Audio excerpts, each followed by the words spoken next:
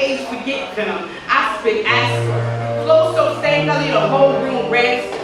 See the way I speak? I have you thinking I'm insane. But when I put this mic down, I have your thoughts how it changes.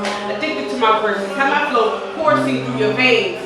More powerful than any drug that's man-made. More like psychological enhancers to elevate your brain. Once you hear what I spit, I swear you'll never be the same.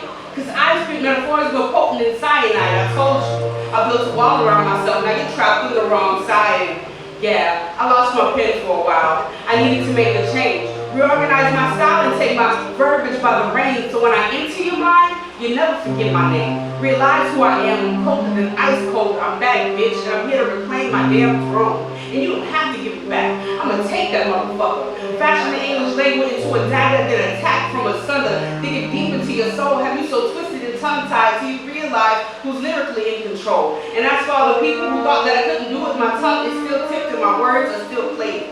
Just stand out to the side and watch. I only have to tell you when I made it. Wow. I need to stop smoking. I smoke a lot. I know, but I did it, goddammit.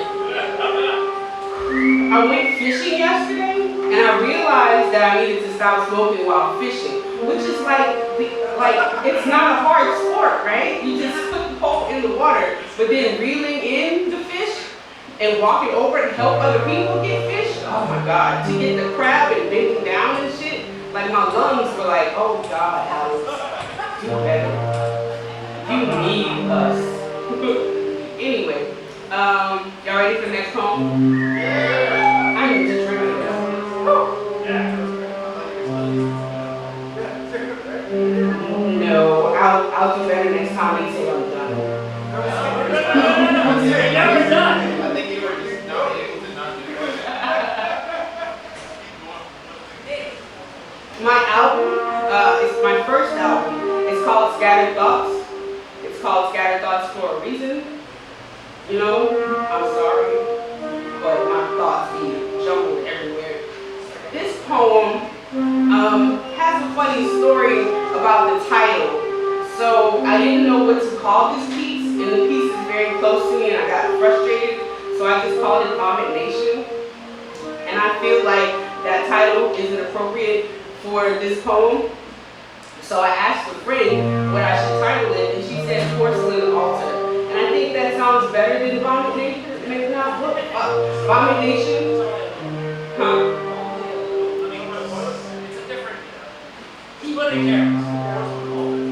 Porcelain Altar. I mean, if you guys give me a better title, I will take it. Trust me. Pray to the porcelain god. Pray to the porcelain god. Instead of not throwing out the toilet, right? Yes. Yes. Porcelain god. I like that. Praying to the porcelain god. I'm gonna write that shit down. I'm sorry I'm taking long, y'all.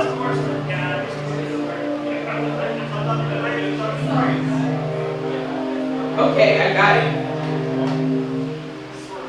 I've spent my whole life being someone's inconvenience, incapable of feeling the warmth of magnolias against my cheeks. I remember she used to yell at me from across the pasture to come home. I have known no honeysuckle nectar as sweet as the one next to my grandmother's house. It's been a long time since I heard her voice. I miss the French enunciation in her misguided Creole language. I remember going to visit her when I wasn't feeling well, and she, soon as I sat down, she'd be like, "Man, what's wrong?" I fought tears, because she knows my mental lashings, and I wasn't being honest. When I was 3, I tried to run away from home. I'd ask my mama to bring me to live with my grandma, and she'd say no. And I'd tell her I'm moving with my grandma. And I'd pack my Cinderella bag and put it in the back of my Cinderella car and drive down the street. But I'd come back like, "Mama, why you won't take me? You know my little car won't make it on the big street, but you want me to die?"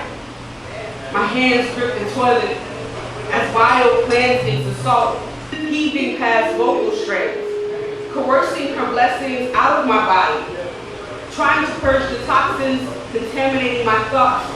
I tell my grandma everything. She is my stable rock. I remember when she used to make me get a switch for being smart.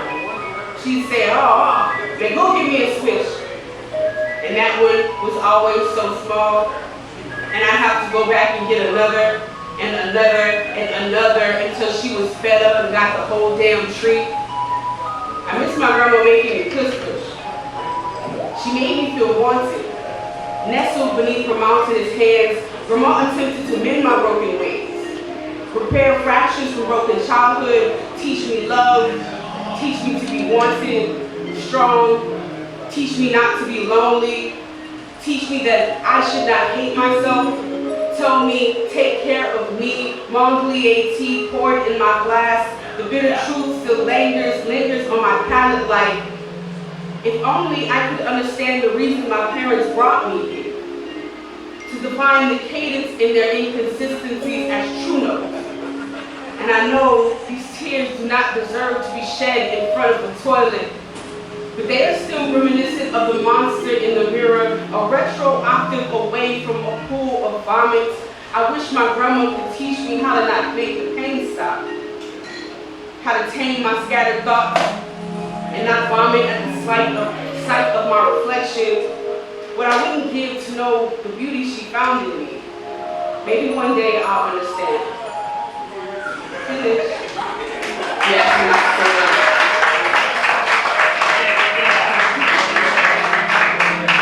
Okay, I guess I have one more, unless you guys want one more. Not three, two maybe.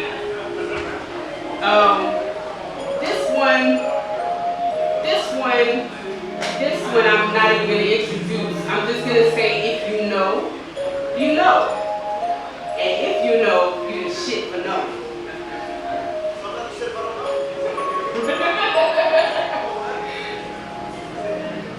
I have a stalker that thinks that he can shoot Kamehameha waves from his hands. Thinks that if he throws a Hadouken, he can destroy all the peasants trying to storm my castle. My stalker thinks I'm his final fantasy, that I should appreciate how he follows me. Smokes his way through walls like I asked Mexico to build them.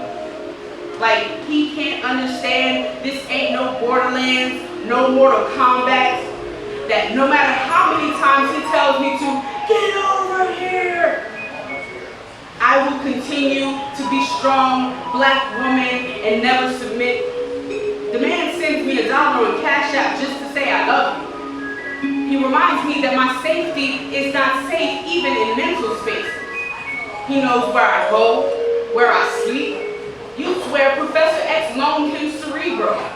So now I gotta pray to Magneto to loan me his helmet and teach me how to turn my stalker's pipe into scrap metal. 1,000 slaps from Eve Honda could knock him into a reality where I am not Princess Peach and he cannot Super Joshua his way into my Mario Kart. That I beat Chun-Li and will spinning bird kick his Dragon Balls back to Namek. I'm not sorry for my killer instinct. I pray to transform into cinder the next time he tries to touch me, that Jago be my partner in this street fight, and Tiger Palm his bitch ass for not respecting my black orchid. My stalker taught me that my no doesn't mean no whether I'm awake or asleep. He just thinks he's paying the fucking conqueror and can slip into any time stream, but gets mad when he can't gain consent to slip into me, like he can just shove his Nintendo cartridge into my PS5. As if persistence is just another cheat code, as if pressing X fast enough can override my boundaries.